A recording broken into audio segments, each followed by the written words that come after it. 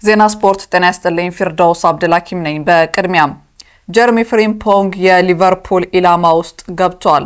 የመርሲሳይዱ ክለብ ሊቨርፑል የአሌክዛንደር አርኖልድን ቦታ ሊተካ የሚችል የመስመር ተጫዋች እንደሚያስፈልግ በማለም የባየር ሌቨርኩሰኑን ጀርሚ ፍሪምፖንግን ለማስፈረም ማሰባቸው ተነግሯል። የ24 ዓመቱ ተጫዋች በባለፈው የውድድር ዓመት ሌቨርኩሰንን ያለመሸነፍ ጉዞን እንዲቀጥል በማድረግ በውድድር ዓመቱ በሻቢ አሎንሶ ስብስብ ባደረገው ቆይታ 14 ጎሎች እና 12 ለግብ የሆኑ ኳሶችን አመቻችቶ ማቀበልም ችሏል።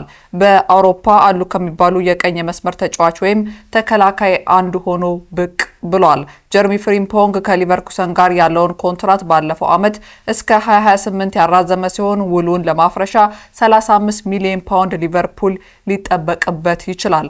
ኔዘርላንዳዊ መስመር ተጫዋች ፍሪምፖንግ ወደ አንፊልድ የመዘዋወር ፍላጎት እንዳለው መነገሩ ዘ አትሌቲክስ ዘግቧል። ማንቸስተር ሲቲ ተጫዋች ለማስፈረም ማሰቡ ተነገረ። ማንቸስተር ሲቲ የኤሲ ሚላኑን የመሃል ሜዳ ተጫዋች ሬንደርስ ለማስፈረም ክለቡን ማነጋገራቸውን ዘ አትሌቲክስ በዘገባው አመላክቷል። ማንቸስተር ሲቲ አሁን ላይ ይፋ የዝውውር ጥያቄ እንዳላቀረቡ ሲነገር ዝውውሩ ገና የመጀመሪያ ደረጃ ላይ እንደሆነም ተነግሯል። ማንቸስተር ሲቲ ተጫዋቹን እናስፈርማለን የሚል ሙሉ እምነት እንዳላቸውም ተገልጿል።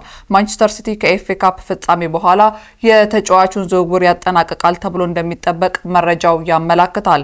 ሌላኛው የዝውውር መረጃችን ጆናታን ታህ በነፃ የዝውውር መስኮት ባየር ሙኒክን ለመቀላቀል ቅድመ ንግግር ላይ መሆኑ ተነገረ።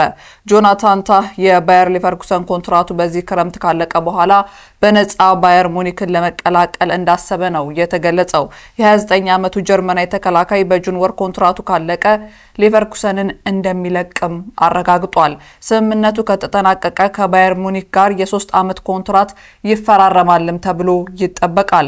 ጀርመናዊ ኢንተርናሽናል ባለፈው ክረምት ለመዘዋወር ቢያስቡም የጀርመኑ ቡድን ሊቨርኩሰን 30 ሚሊዮን ዩሮ በመጠየቁ ምክንያት ሊሳካ አልቻለም። ሪያል ማድሪድ እና ባርሴሎናም ታህን ለማስፈረም እንዳሰቡ ተነግሯል። የሊቨርኩሰኑ ምክትል ካፒቴን ታህ ለክለቡ ባደረገው 10 የውድድር ዘመናት በአይሬና 401 ጨዋታዎችንም አድርጓል። በ2023 እስከ 24 የውድድር ዘመን ሌቨርኩሰንን የሶስትዮሽ አሸናፊ እንዲሆን 48 ጨዋታዎችን አድርጎ የራሱን አስተዋጽኦ ማድረግም ችሏል።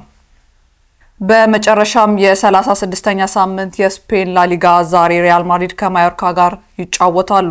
ማድሪድ በሳንቲያጎ በርናቦ የሚያደርጉት ጨዋታ ካላሸነፉ ባርሴሎና የላሊጋው አሸናፊ ወይም ሻምፒዮን መሆኑን ማረጋገጫ ይሆናል።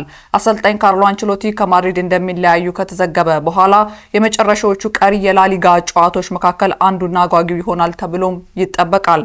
ሪያል ማድሪድ የውድድር ዓመቱን የመጨረሻ ጨዋታ ደግሞ ከሪያል ሶሲዳድ ጋርም ያደርጋል። ጣሊያናዊ አሰልጣኝ 15 ዋንጫዎችን በማሸነፍ በክለቡ ታሪክ ስኬታማ የሆኑት አሰልጣኝ መሆንም ችለዋል። ቀሪ የላሊጋ ጨዋታዎች እንደሚኖሩ በማንሳት የዋንጫ ፉክክሩ ገና አልተጠናቀቀም ያሉት ካርሊቶ በዛሬው ጨዋታ ቪኒሲየስ ጁኒየር እና ሉካስ ቫስኩዌዝ በጉዳት ምክንያት እንደማይሰለፉም አሳውቀዋል።